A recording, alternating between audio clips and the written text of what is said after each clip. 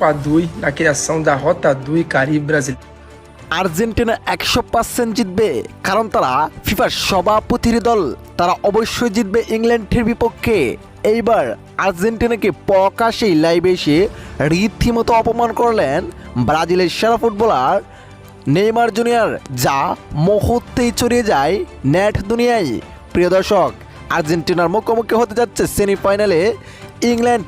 সেই ম্যাচ নিয়ে রিভিউ করতে এসে রীতিমতো আর্জেন্টিনাকে অপমান করলেন ব্রাজিলের সেরা তারকা নেইমার জুনিয়র, যেখানে তিনি বলেন আর্জেন্টিনা অবশ্য জিতবে, এটি 100%, কেননা তারা ফিফার দল বলেই এই পর্যন্ত এসেছে।